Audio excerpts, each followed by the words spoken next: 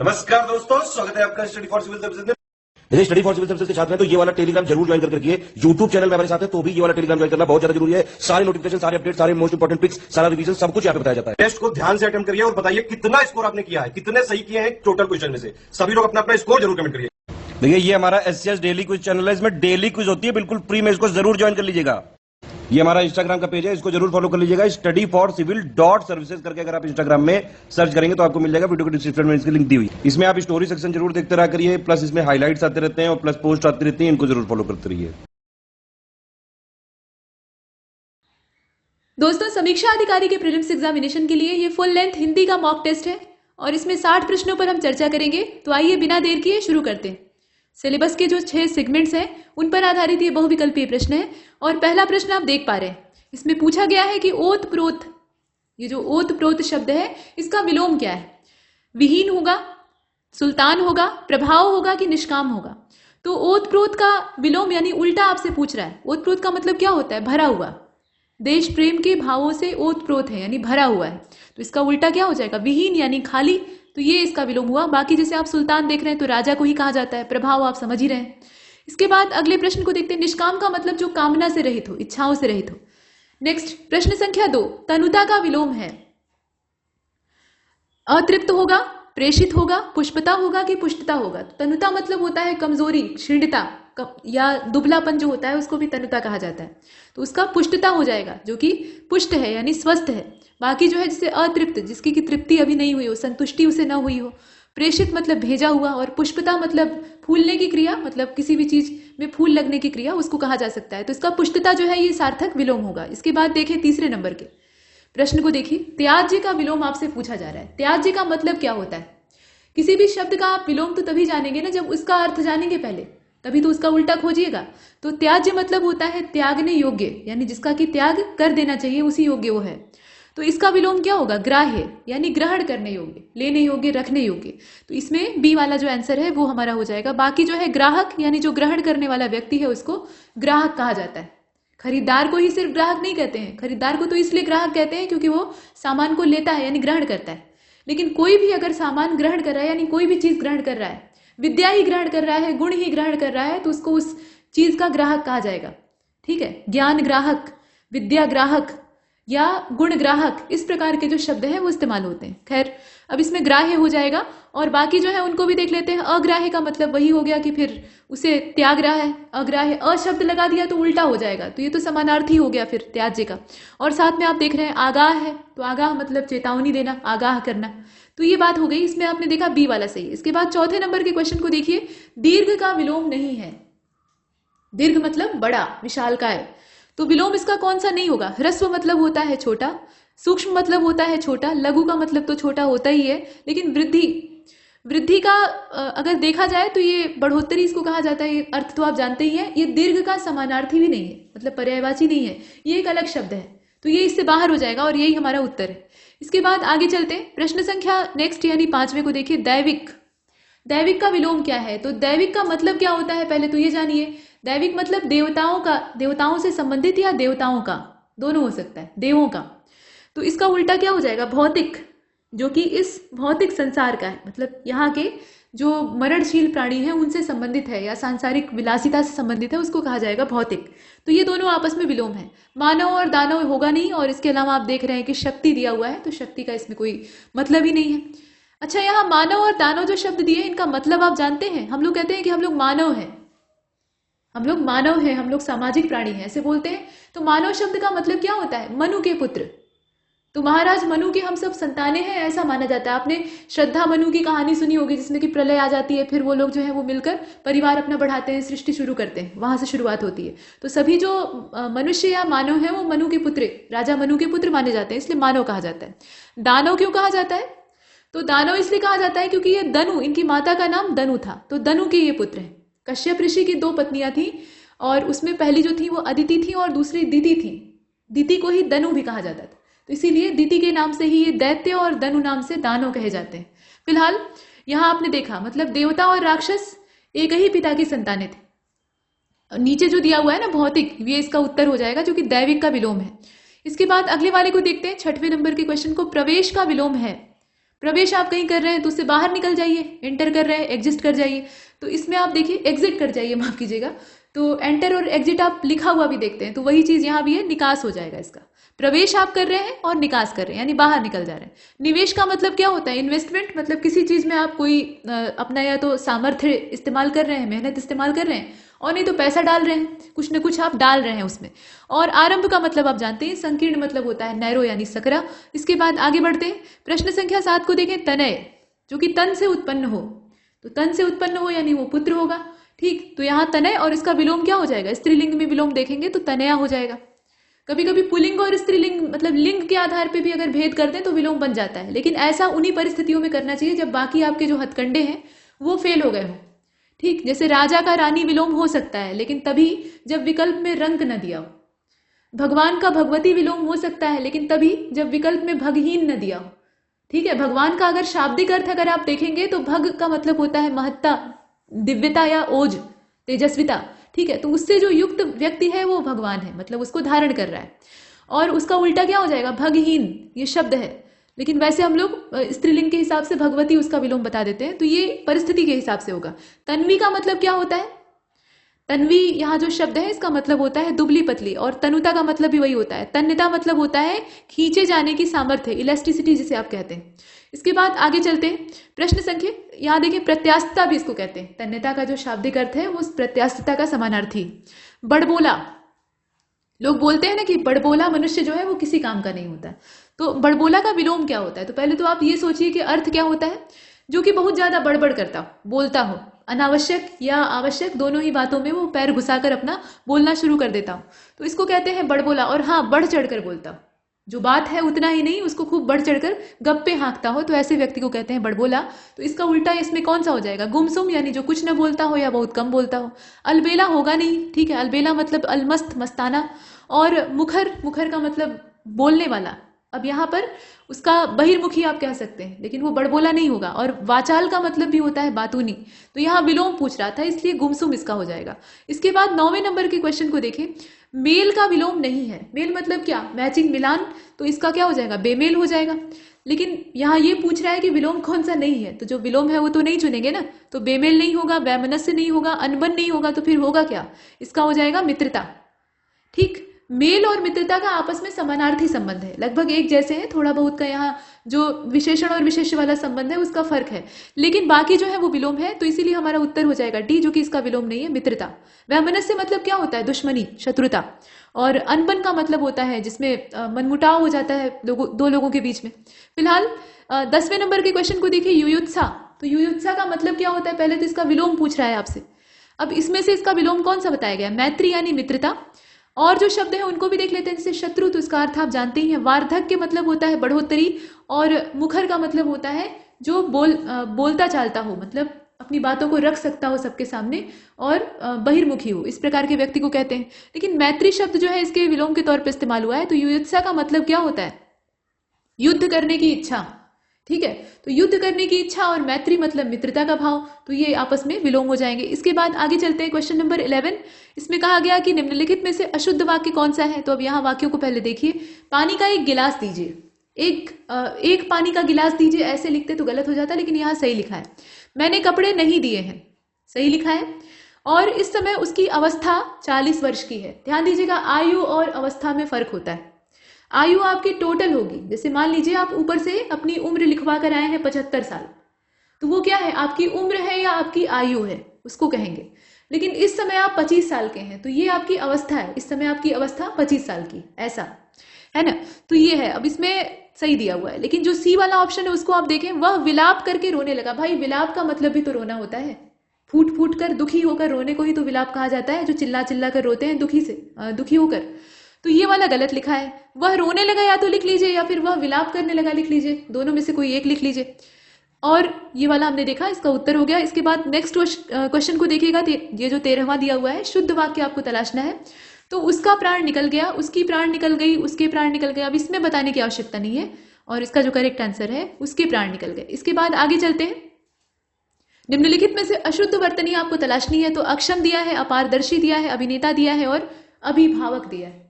अभिभावक नहीं होता है, अभिभावक होता है, भ होता है, वहां ब दिया है, तो वो गलत दिया है। बाकी सब जो है वो सही है, तो हमें गलत चाहिए था। इसके बाद आगे बढ़ते हैं। प्रश्न संख्या 11 को देखिए, कौन सा वाक्य अशुद्ध है? तुम्हें पग पग पर कांटे मिलेंगे। तुमने सत्य का मार्ग चुना है और अब तुम्हें पग पग पर कांटे मिलेंगे, ऐसा कुछ सही दिया है। इसके बाद देखिए, मैंने कपड़े नहीं दिए, अभी पीछे हमने देखा है इस वाक्य को, ये सही है। और देखिए, राधा विधवा है, सही है। लेकिन लिखने में शुद्धता बरतो, अब ये जो वाक्य दिया है ना, ये दो तरीके से शुद्ध रूप में लिखा जा सकता है। फिलहाल ये गलत है और हमें गलत ही चाहिए था, जो अशुद्ध वाक्य है उसी की तलाश करनी थी। लिखने में सावधानी बरतो लिख सकते हैं, ठीक है, लिखने में सावधानी बरतो। और नहीं तो हम ये लिख सकते हैं कि शुद्ध लिखो, सीधा सीधा शुद्ध लिखो, बस 2 शब्द हुए और काम हो गया। तो लिखने के बहुत सारे तरीके हैं, फिलहाल ये वाक्य गलत है। इसके बाद 12वें नंबर के क्वेश्चन को लिखिए, माफ कीजिएगा, इसमें 11वें के बाद ये 15वां आ गया है। और कोई बात नहीं, ये क्रम जो है गड़बड़ हो गया, असल में 14 यहाँ था ना, तो उसके बाद ये 11 आ गया था। नंबरिंग पर मत जाइए, प्रश्न देखिए। यहां तक हमने देखा है, ये वाला वाक्य देख लिया है। अब ये जो अगला क्वेश्चन है आपसे कह रहा है कि अशुद्ध वर्तनी कौन सी है। कुल मिलाकर 60 प्रश्न है, उससे हमें मतलब है। तो यहाँ देखिए, अरुणोदय लिखा हुआ है, जो गलत है उसकी तलाश आपको करनी है। अकाट्य लिखा है, अभियुक्त लिखा है, और नीचे लिखा है कि अभियोगी, अभियोगी। तो सही लिखा है, नहीं लिखा है, तो इसीलिए जो डी वाला ऑप्शन है वही हमारा इसमें से बाहर हो जाएगा। अशुद्ध वर्तनी इसी की है। अभियोगी होता है, भ पे ऐसे छोटी की मात्रा होती है। इसके बाद अगले वाले को देखते हैं। अभियोगी किसको कहा जाएगा? जो योग करता हो, नहीं, जिसके ऊपर अभियोग यानी मुकदमा चल रहा हो। नेक्स्ट प्रश्न संख्या, उसको अभियुक्त भी कहा जाता है। निम्नलिखित में से अशुद्ध वर्तनी किसकी है ये बताइए। तो असीमित लिखा है, अनुकरणीय लिखा है, अमानुषिक लिखा है और अमानवीय लिखा हुआ है। अमानवीय जो कि मानवता से अलग हो, मानवता से दूर दराज का उसका संबंध न हो, ऐसा कहते हैं ना। अमानवीय बर्ताव कर रहा है यानी मनुष्य जैसा बर्ताव नहीं कर रहा है, तो ये इसमें से अशुद्ध वर्तनी वाला है। बाकी जितने हैं वो सही है। नेक्स्ट, अमानुषिक का भी वही मतलब होता है, ठीक है। मानुष मतलब क्या होता है? मनुष्य यानी मानव, वही बात है। इसके बाद 17वें नंबर के क्वेश्चन को देखिएगा। यहाँ अशुद्ध वर्तनी आपको तलाशनी है, तो अनामिका है, अनायास है, अनावृष्टि है और अनाशक्त है। तो अनासक्त होता है जो कि आसक्त ना हो, यानी किसी के प्रति उसका आकर्षण ना हो, एकदम से वो निर्द्वंद हो, तो इस तरह के व्यक्ति को कहा जाता है अनासक्त। यहाँ शक्त नहीं होगा, बल्कि ये जो तालव्य श इस्तेमाल हुआ है इसकी जगह सामान्य समोसा वाला स इस्तेमाल होगा। बाकी जितने हैं वो ठीक है। अनामिका किसको कहते हैं? ये हमारी जो बीच की अंगुली होती है और जो कानी अंगुली होती है उसके बीच वाली अंगुली होती है, जिसको रिंग फिंगर कहा जाता है, जिसमें सगाई की अंगूठी पहनाई जाती है, उसी को अनामिका कहा जाता है। फिलहाल आगे चलते हैं। अनायास मतलब अचानक, एकदम से। अनावृष्टि का मतलब आप जानते ही हैं, अनावृष्टि, अतिवृष्टि, अल्पवृष्टि, ये सब बरसातों के जो प्रकार हैं इनको जानते रहिए। फिलहाल इसका डी वाला आंसर है। इसके बाद आगे चलते हैं। प्रश्न संख्या 18 को देखें। अनुगृहीत लिखा है। अब इसमें पूछ क्या रहा है? अशुद्ध वर्तनी, तो अनुगृहीत है, माफ कीजिएगा, अनुगृहीत है। इसके अलावा अभिगामी है, अविनाश है और अन्नपूर्णा है। लेकिन लिखा कैसे है? अन्नपूर्णा लिखा है। तो जब भी वर्तनी आपसे पूछी जाए तो प्रत्येक शब्द को एक बार खुद से उच्चारण करके देख लीजिएगा कि उच्चारण आप कैसे कर रहे हैं और यहाँ शब्द कैसे लिखा हुआ है। तो आप पढ़ते हैं अन्नपूर्णा और यहाँ क्या लिखा है? अन्नपूर्णा। तो सही नहीं लिखा है, ये देखकर मालूम, मतलब सुनकर आपको अपनी आवाज ही मालूम हो जाएगा, तो इसलिए इसको चुनेंगे। इसके बाद बाकी जो है वो सही लिखे हुए हैं। नेक्स्ट अगले प्रश्न को देखते हैं। 19वें प्रश्न में आपसे कहा गया कि जो अशुद्ध वर्तनी है उसको बताइए। तो अनुरक्त है, अंकेक्षण है, अविवेकी है और अविभक्त है। अविभक्त होता है, अविभक्त का मतलब क्या होता है? जिसका कि विभाजन न किया गया हो, यानी वो अभी विभक्त न हो। तो डी वाला जो इसमें उत्तर दिया है, मतलब डी वाला जो विकल्प दिया है वो गलत लिखा हुआ है। बाकी जो है वो सही है। अंकेक्षण का मतलब होता है अंकों का सर्वेक्षण, यानी जो अंक यानी आंकड़े हैं उनका निरीक्षण करने की जो प्रक्रिया होती है उसको कहा जाता है। इसके बाद अगले वाले को देखते हैं। प्रश्न संख्या नेक्स्ट, और प्रश्न संख्या नेक्स्ट है कौन सी? 20वीं है या जो भी नंबर हो। तो यहाँ अशुद्ध वर्तनी आपको तलाशनी है। निर्मल लिखा हुआ है, निर्बल लिखा हुआ है, अपभ्रंश लिखा हुआ है और क्या लिखा है? प्रशस्त। तो अपभ्रंश जो शब्द है ना, ये असल में अपभ्रंश होता है, यहाँ पर श रहेगा। अपभ्रंश यानी जो भ्रंश बीच में था, यानी एक बीच का गैप था, समय का गैप। आमतौर पर हिंदी के अपभ्रंश को हम सुनते हैं, भाषाओं के मामले में हम अपभ्रंश शब्द का इस्तेमाल करते हैं। तो इसका शाब्दिक अर्थ क्या होता है? भ्रंश मतलब आपने भूगोल में पढ़ा होगा, भ्रंश घाटी, यानी वहां की जमीन में एक बीच में क्रेटर होता है, यानी दरार होती है, गड्ढा होता है, खाई जैसी होती है, उसी को कहते हैं भ्रंश।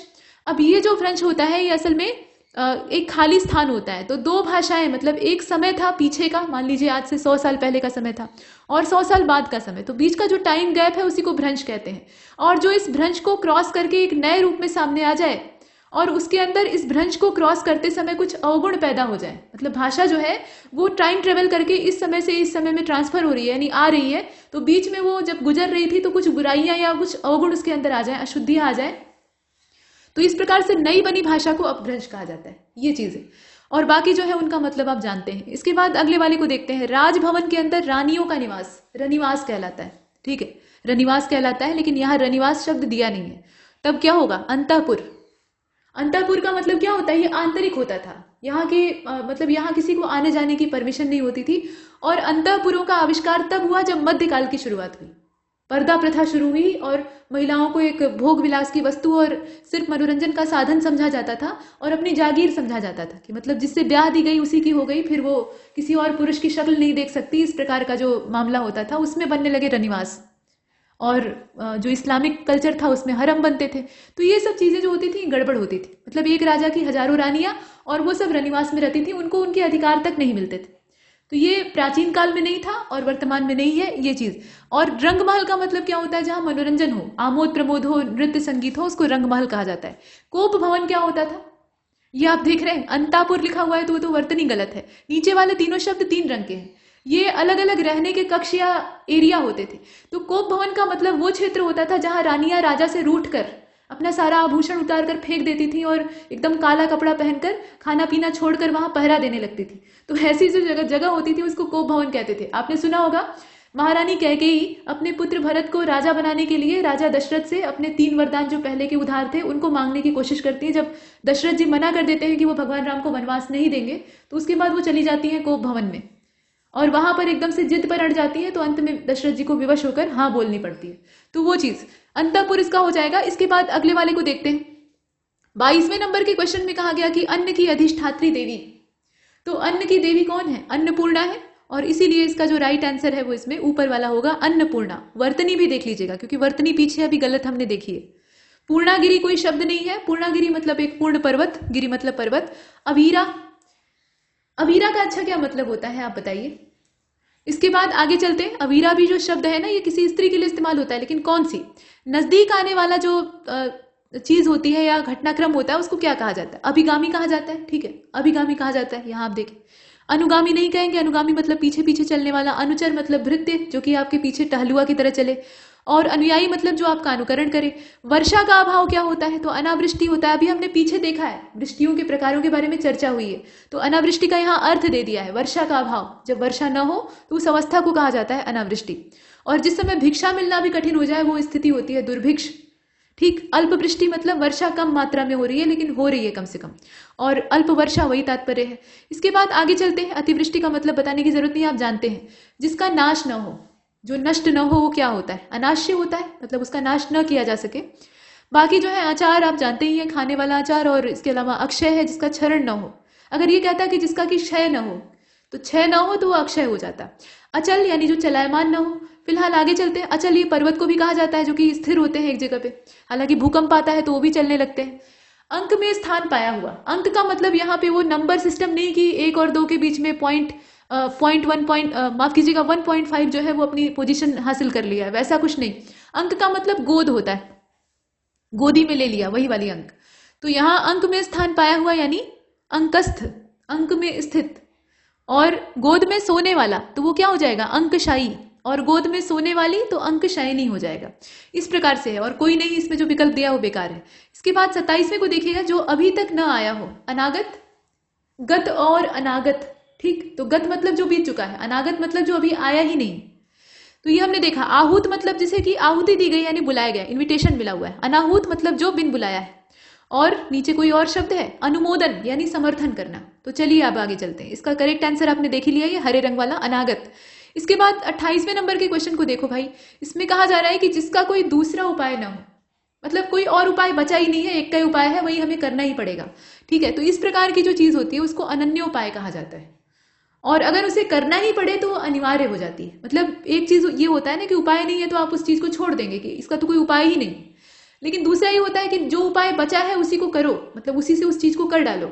तो ऐसी जो परिस्थिति होती है उसको अनिवार्य कहा जाता है। खैर, यहाँ अनन्य उपाय हो जाएगा। निरुपाय का मतलब कि उपाय है ही नहीं। यहाँ क्या लिखा है? जिसका कि कोई दूसरा उपाय नहीं हो, मतलब कोई एक उपाय है तो ये निरुपाय नहीं हो सकता, है ना। और अन्य उपाय, अन्य उपाय मतलब बहुत सारे उपाय हैं भाई, एक के अलावा अनेकों उपाय हैं, आप जैसे करिए। इसका ए वाला आंसर हो जाएगा। इसके बाद देखें 29वें को, किसी मत या प्रस्ताव को समर्थन करने की जो क्रिया होती है उसको क्या कहा जाता है? अनुमोदन कहा जाता है। और क्या कहेंगे?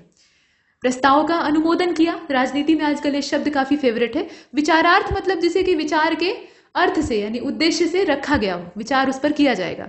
और अभिमुख मतलब जो सामने की ओर मुख करके खड़ा हो। और कुछ है? विचारणीय यानी जो विचार करने योग्य हो।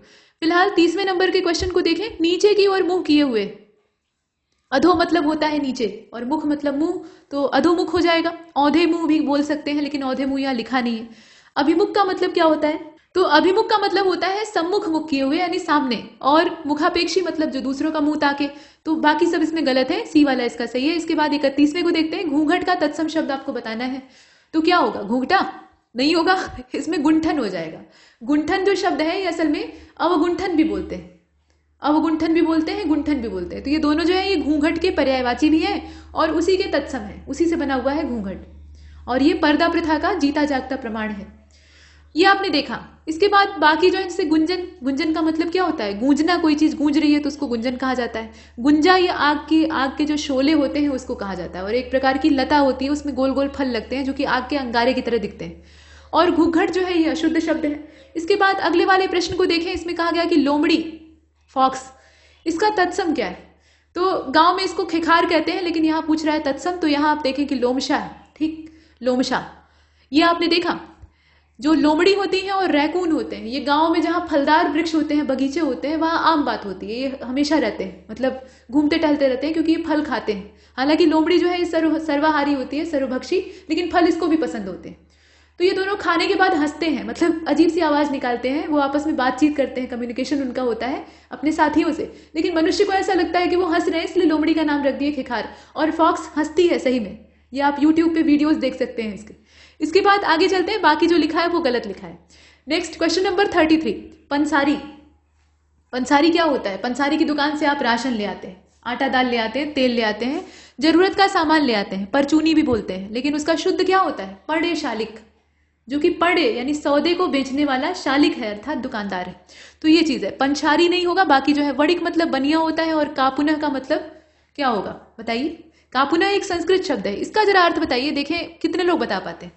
इसके बाद अगले वाले को देखते हैं, सोंठ। सोंठ का तत्सम नहीं है। सोंठ जो शब्द है इसका तत्सम इसमें से कौन सा नहीं है? तो वैसे अगर देखा जाए तो तत्सम शब्द एक ही होता है, 1000 शब्द नहीं होते। लेकिन कभी कभी तत्सम जब मूल अवस्था में नहीं मिल पाता है, मतलब ऐसा तो है नहीं कि जिस समय तत्सम बना था उस समय सारे विद्वान मौजूद थे, ये तो बाद में आए हैं और रिसर्च स्टार्ट हुई है, मोटी मोटी किताबें लिखी गई हैं, तो एग्जैक्ट मालूम नहीं होता कि असल में तत्सम मूल रूप से कौन सा है। तो कई सारे मिलते जुलते शब्दों को उसका तत्सम मान लिया जाता है। तो यहाँ आप देखें कि सोंठ यानी जो सूखा हुआ अदरक होता है उसको तत्सम रूप में क्या कहते हैं?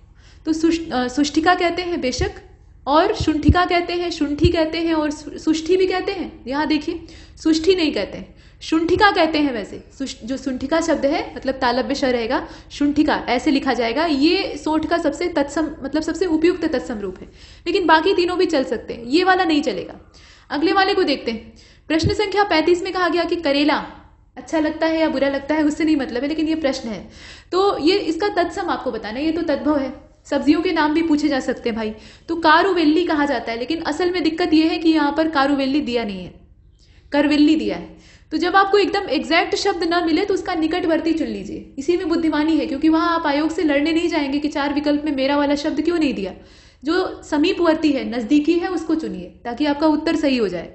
ठीक, तो यहाँ पर कारुवेल्ली होगा, करवेल्ली लिखा हुआ है। कारू मतलब कड़वा होता है। इसके बाद आगे चलते हैं, और करेले की बेल होती है, लता में फलता है, आप जानते हैं कि नहीं, इसीलिए इसको कारुवेल्ली कहा जाता है, कड़वी लता। इसके बाद देखिए अष्टादश। अष्टादश का तद्भव क्या है? तो अष्टादश ये गिनती है और इसका तद्भव क्या होगा? 18। अष्ट यानी 8 और दश मतलब 10 यानी 10, तो 8 में 10 आपने जोड़ा तो क्या हुआ? 18 हो गया। इसके बाद आगे चलते हैं, प्रश्न संख्या 37 में कहा गया कि अर्धपूरक का तद्भव क्या होगा? तो अधूरा हो जाएगा भाई। अर्धपूरक यानी वो पूरा नहीं है, आधा है, तो अधूरा हो गया। इसके बाद आगे चलते हैं, प्रश्न संख्या 38 में कहा गया कि आत्मनः। आत्मनः एक संस्कृत का शब्द है और तत्सम रूप है, इसका तद्भव आपको बताना है। तो अपना, आत्म मतलब आप, और आत्मनः मतलब अपना।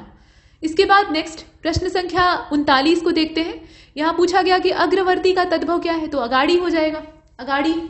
ठीक, और उसी को हम लोग कहते हैं अग्रवर्ती, जो आगे आगे चले। अपाद हस्त, अपादहस्त, ये नहीं कि आपादहस्त। आपादहस्त यानी हाथ और पैर दोनों से, लेकिन यहाँ पर अ है, आ नहीं है। तो अपादहस्त यानी जिसके के पास हाथ पैर ना हो, और हाथ पैर नहीं है तो वो क्या हो जाएगा, अपाहिज हो जाएगा, और आज के समय में अगर कहा जाए तो दिव्यांग हो जाएगा।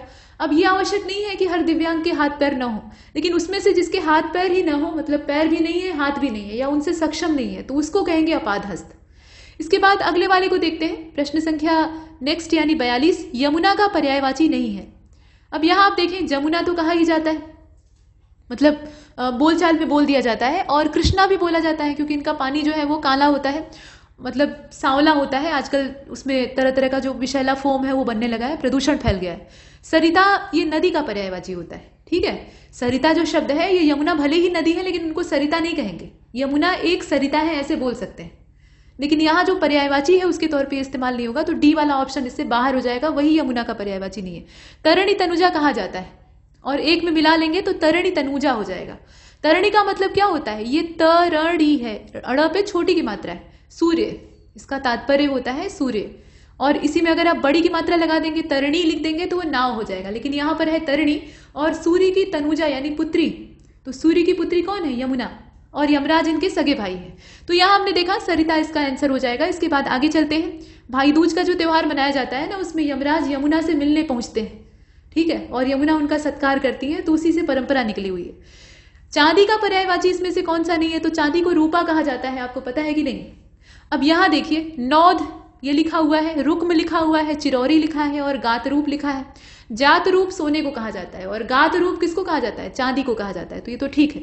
चिरौरी मतलब क्या होता है, किसी की मिन्नत करना, उससे मतलब ये प्रार्थना करना, विनती करना, इसका तात्पर्य हो सकता है चिरौरी। गांव में बोलते हैं चिरौरी की है तब मानन, ऐसे बोलते हैं, तो ये वाला जो सी वाला इसमें है वो इससे बाहर हो जाएगा। बाकी जितने हैं जैसे नौध है, रुक्म है, ये सब इस्तेमाल होता है। रुक्मिणी जो शब्द है ना, वो उनके देह के रंग की वजह से, मतलब वो इतनी गोरी थी कि उनको रुक्मिणी कहा गया।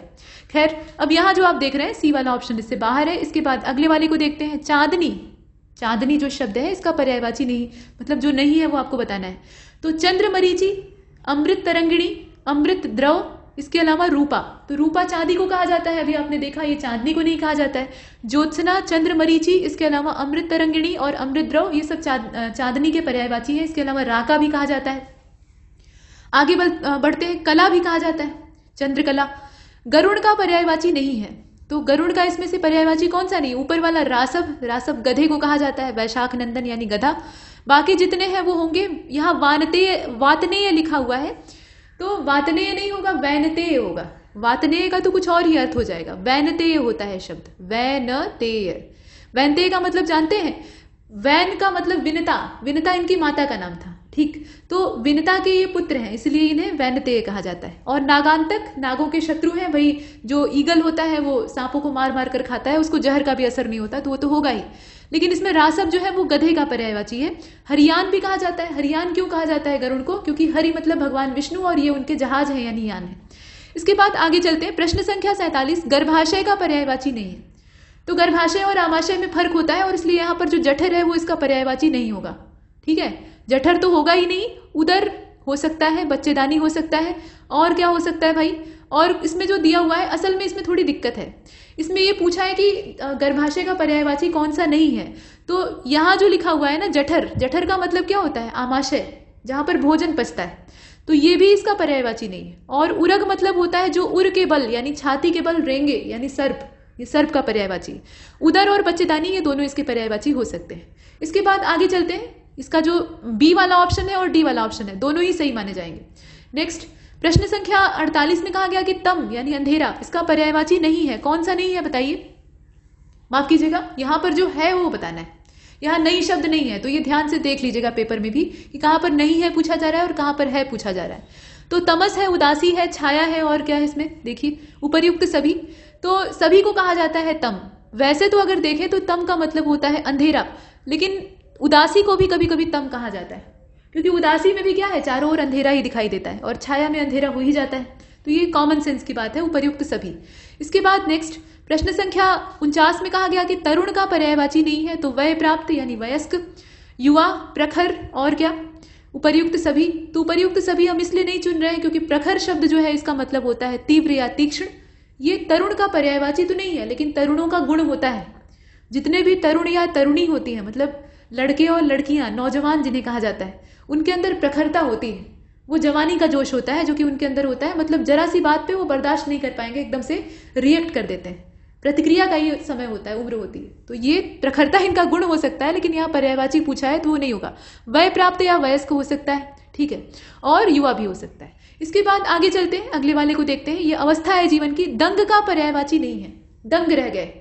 तो दंग रह गए मतलब हतप्रभ रह गए, आश्चर्यचकित रह गए, विस्मित रह गए, अचंभे में पड़ गए, ये सब हो सकता है, लेकिन कुशल इससे एकदम अलग है, ठीक। तो ये इसका सी वाला हो जाएगा, इसमें बताने की भी जरूरत नहीं। इसके बाद 51वें को देखिए, कौन सा विशेषण संज्ञा से नहीं बना। इस तरह के शब्द आ सकते हैं। संज्ञा आपके सिलेबस में भले नहीं हो, लेकिन विशेष्य और विशेषण पहचानने के लिए आपको संज्ञा की आवश्यकता पड़ेगी। आप ये सोच रहे हैं कि 6 सेगमेंट है सिलेबस का और उतना ही हमें पढ़ना है, लेकिन हिंदी का व्याकरण जो है वो कहीं ना कहीं तो उसमें इस्तेमाल होगा ही, जैसे संज्ञा, सर्वनाम, संधि। अभी आप वर्तनी शुद्धि अगर पढ़ेंगे तो उसमें अगर आपको संधि के नियम नहीं पता है तो आप परेशान हो जाएंगे कि कौन सा शब्द कैसे लिखा जाएगा, कैसे जाने। तो संधि के नियम वहां जानने चाहिए, समास विग्रह का पता होना चाहिए, तब जाकर आप वाक्यांश के लिए एक शब्द का पता लगा पाएंगे। खैर, अब उसका समय नहीं बचा है तो रिवीजन कर लीजिएगा।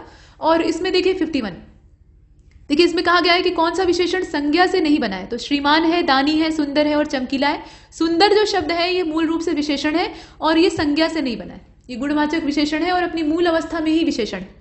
बाकी जितने हैं वो सभी संज्ञा से बने हैं। दान से बना है दानी, श्री से बना है श्रीमान, चमक से बना है चमकीला, और ये तीनों ही संज्ञाएं हैं। इसके बाद अगले वाले को देखते हैं, सौर, सौर ऊर्जा। तो सौर शब्द, मूल शब्द इसका क्या है आप बताइए। सौर तो विशेषण हो गया, इसका सूर्य हो जाएगा, ठीक है, सूर्य से ही तो बना है सौर। इसके बाद नेक्स्ट क्वेश्चन नंबर 50, माफ कीजिएगा ये 52 था तो ये 53 है असल में। और इसमें गुणवाचक विशेषण आपको बताना है कि कौन सा है। तो 5वां कुछ, 3 और गीला। तो गीला, सूखा, हरा भरा, काला गोरा, मोटा छोटा, ये सब जो इस तरह के शब्द हैं, मतलब गुण का वर्णन कर रहे हैं कहीं ना कहीं से, तो उसको गुणवाचक में डालेंगे और इसीलिए इसका गीला हो जाएगा, जो कि गुणवाचक विशेषण है। बाकी जो है उनको भी देख लेते हैं। 5वां संख्यावाचक है, कुछ परिमाणवाचक है, 3 संख्यावाचक है। 5वां और 3 क्या है, ये असल में निश्चित संख्यावाचक है, और कुछ जो है ये अनिश्चित परिमाणवाचक है, मतलब इसमें ये नहीं पता है कितनी मात्रा है, कुछ मात्रा है बस। तो ये हो गया। और इसके बाद अगले वाले को देखते हैं। प्रश्न संख्या 54 में आपसे एक वाक्य देकर पूछ रहा है कि उसमें जो चंचल शब्द लिखा हुआ है, सतीश चंचल बालक है। अब चंचल शब्द जो है ये क्या है, तो गुणवाचक विशेषण है और क्या होगा, चंचल है, शांत है या नटखट है, तो इस प्रकार से। इसके बाद अगले वाले को देखते हैं। चारित्रिक, चरित्र से बना है, चारित्रिक एक विशेषण है और ये भी गुणवाचक विशेषण है और ये चरित्र शब्द से बना हुआ है। इसके बाद अगले वाले को देखते हैं। प्रश्न संख्या 56 में मीमांसा का सही पर्यायवाची आपसे पूछ रहा है, यानी एक तरह से अर्थ पूछ रहा है। तो समालोचना, ठीक, समालोचन या समालोचना मतलब सामयिक चीजों को देखते हुए उसका अवलोकन करना, ये होता है मीमांसा। तो ये हमने देखा। इसके बाद 57 को देखते हैं। वह बहुत पढ़ता है, भाई ऐसा करना चाहिए। अब इसमें आप देखिए, वह बहुत पढ़ता है, बहुत किस प्रकार का विशेषण है ये बताना है आपको। तो यहाँ ये नहीं कहा है कि संख्यावाचक की परिमाणवाचक, यहाँ उनका जो वेराइटी है वो खोल दिया है। अब बताइए, तो वह कितना पढ़ता है ये आपको पता नहीं है, रात दिन पढ़ता है, रजाई में टॉर्च जलाकर पढ़ता है, कैसे पढ़ता है वो पता नहीं, लेकिन हाँ बहुत पढ़ता है। तो ऐसी कंडीशन में जब आदमी पहुंच जाए तो इसको क्या कहेंगे, अनिश्चित परिमाणवाचक। बहुत जो शब्द है ना ये परिमाणवाचक है, यहाँ मात्रा की बात हो रही है और ये पता नहीं है कि वो कितनी देर तक या कितना पढ़ रहा है, तो ये अनिश्चित अवस्था में चला गया। तो अनिश्चित परिमाणवाचक इसका उत्तर हो जाएगा और इसीलिए इसका करेक्ट आंसर डी है, अनिश्चित परिमाणवाचक विशेषण। नेक्स्ट प्रश्न संख्या 58 को देखें। वह नटखट बालक संगीत नहीं सुन रहा है, ठीक है, वह नटखट बालक संगीत नहीं सुन रहा है। अब इसमें गुणवाचक विशेषण आपको बताना है कि कौन सा है, गुणवाचक विशेषण इस्तेमाल हुआ है ये बता दिया है। तो नटखट अभी आपने पीछे देखा ना, चंचल, तो वैसे ही नटखट। इसके बाद आगे बढ़ते हैं। 59वां प्रश्न आप देख रहे हैं। धतूरा, धतूरा जानते हैं एक पौधा होता है और इसमें गोल गोल फल लगते हैं और एकदम बैंड के आकार का, लाउड स्पीकर के आकार का फूल लगता है, सफेद सफेद, जो कि शंकर जी को काफी पसंद है इसका फल और फूल। फिलहाल तो धतूरे का पर्यायवाची और जहरीला होता है। जहरीले का मतलब मादक होता है, अगर इसके बीज को पीस कर आप सेवन कर लेते हैं तो नशे में चूर हो जाएंगे। तामरस, तूरी, महामोही और दयार लिखा है। अब यहाँ पूछा है कि इसका पर्यायवाची कौन सा नहीं है, तो ऊपर वाले तीनों हैं। तामरस भी कहा जाता है, तूरी भी कहा जाता है और इसके अलावा महामोही भी कहा जाता है, मतलब आपको भ्रम जाल में डाल देता है, लेकिन दयार इसको नहीं कहा जाता है। दयार जानते हैं किसको कहा जाता है, वो दूसरी चीज होती है, मतलब उसको गांव में भजकटिया कहा जाता है और असल में वो एक कटीला पौधा होता है, कैक्टस प्रजाति का होता है और उसके फूल पीले होते हैं, ठीक। उसका एग्जैक्ट नाम मुझे भी नहीं पता है, लेकिन उसी को कहते हैं दयार। तो ये अलग है, वो भी जहरीला होता है, लेकिन यहाँ धतूरे के ये 3 नाम है। जो नहीं है वो दयार है और डी वाला हमारा उत्तर है। इसके बाद आगे बढ़ते हैं और लास्ट क्वेश्चन को देखते हैं। निढाल। निढाल जो शब्द है इसका पर्यायवाची जो न हो वो आपको बताना है। तो यहाँ आप देखें थका मादा दिया है, शिथिल दिया है, स्वस्थ दिया है और सुस्त दिया है। तो इसमें से आप देखें निढाल हो गया, थक कर निढाल हो गया, तो थका मादा वही बात है। शिथिल हो गया, निढाल होंगे तो क्या होंगे, आपकी सक्रियता खत्म हो जाएगी। सुस्त वही चीज है, लेकिन स्वस्थ इसमें से उत्तर नहीं होगा, तो वही हमारा इसमें आंसर हो जाएगा। हमें गलत चुनना था ना। तो यहां तक हमने इस टेस्ट को कंप्लीट किया है। अभी बहुत सारे आपको मिलेंगे, पढ़ते रहिए लगातार।